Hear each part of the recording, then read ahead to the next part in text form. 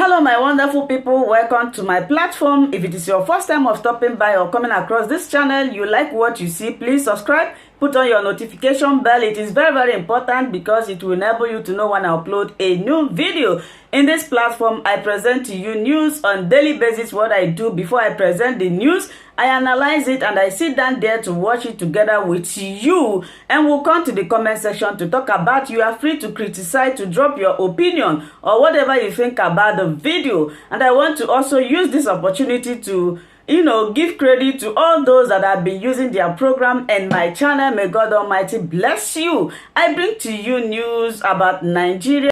Both PDP, APC and other parties are still going internal crisis that they are solving. That is one.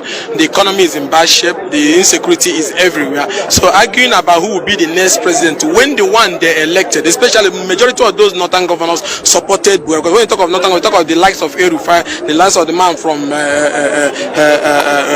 Gombe, you talk of the man from all those other states in the north, Kano and so on and so forth. These are men who supported and campaigned for President Muhammad Buhari. So it is shameful seeing northern governors focusing on who will be the next president when the one they gave to us has destroyed everything that holds this country together. They should be ashamed of themselves. They should bow their heads in shame and find a way to get solution. For instance, look at somebody like Erufai. He saw the way he was running his mouth against Jonathan. What is happening now? Where lies those his values that he used to talk about good governance? Is Buhari now the new standard of governance for those northern governors? For them to be talking about who will be the next president? They should bow their heads in shame and apologize for this one they brought that have destroyed the country, urinated on the economy, carried divisive policy. Every part of the country there is so much, distrust and crisis. So I think is that gathering about who should be the next president by them, to me, is baseless. They should be focusing on how to deliver on the one. Are they saying that we're going to just 8 years will just be wasted with these reckless policies of their party and the government? Because most of the northern governors are from APC. So they should be ashamed of themselves that they brought a party and a government that have destroyed Nigeria, and on top of that they have the audacity to talk about who will be the next one to chop like Buhari. No, that's wrong. So they don't have the right to talk about that. The other people can talk about these men. They are the people who connive with Buhari and landed us to where we are today, and they don't have any moral right to start talking about who should be the next president. Is old enough to be my father, but I can say at times, is he not ashamed the kind of thing he says? Do you know what it means being commander-in-chief?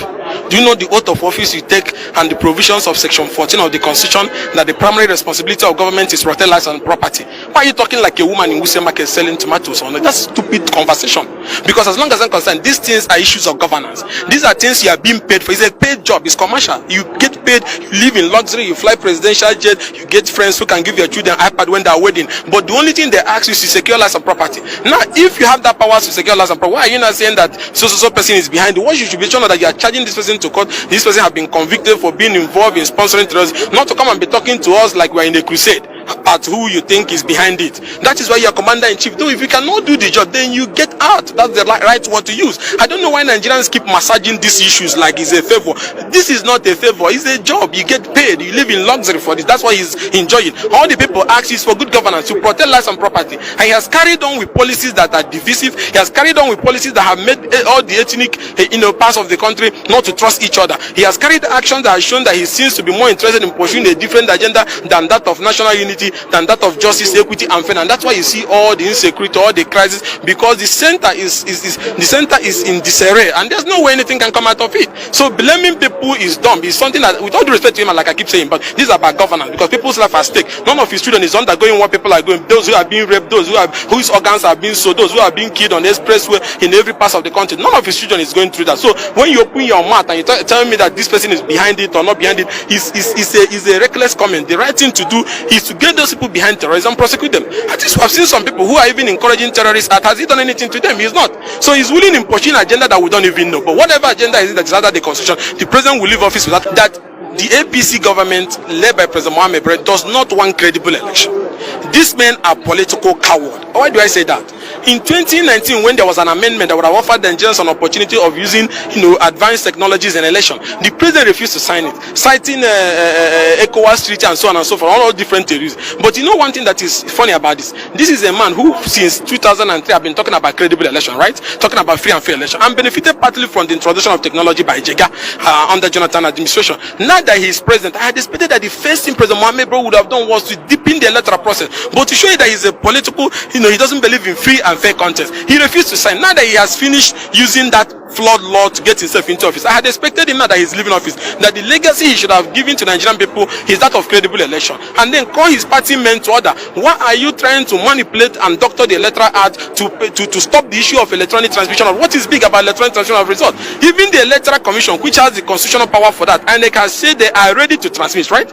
And INEC is an independent body. So why would these guys at the National Assembly, who we call, as long as we are concerned, are political hallelujah boys, because they have not done any single thing that have kept Mr. President in check? They're always going to the villa, competing with people who are there on how to serve drink, and because they have refused to do their job. Why are they trying to remove electronic transmission of results, or give or provide for it under a conditional terms of going under NCC? NCC, National Communication Commission, is an agency of the executive federal government.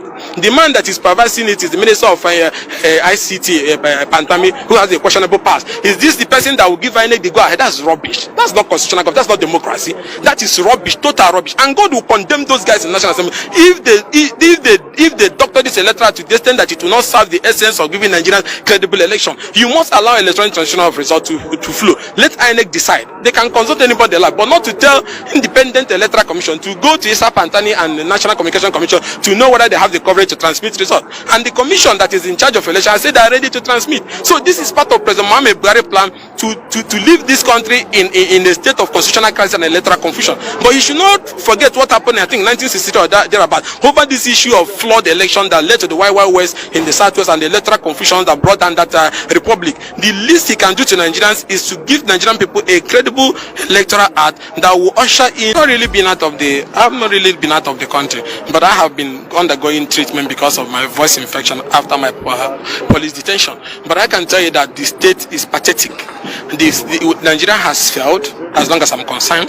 The economy is in bad shape because the president does not have any idea on how to drive it forward. He has hired people who does not even have the capacity. Look at the Minister of Finance. What is she doing? She only comes out to tell you when they want to share money at Federal Allocation Commission or whatever they call it. Look at the state of the judiciary. Look at the state of the issue of fight against corruption. When you look at a president that talks so much about integrity, every day receiving people who has one criminal case or the other, even to the extent of the government discontinuing criminal trial, I think President Man, with all due respect to you, judging from what you preached about that you're a man who does not like corruption, who does not associate with people who has dubious character, and then seeing you receiving in the state house people who have strong cases of corruption, people who are in court facing different charges of corruption and abuse of office, receiving them because they are joining your political party is very shameful. So as long as I'm concerned, the president has brought this country to the stone age. He has reduced everything that used to hold us together, have been destroyed. We are more divided than Nigerians have been even before the Civil War. We have issues of ethnic distrust. We have issues of religious crisis. We have issues of farmers, whatever you call it, people killing people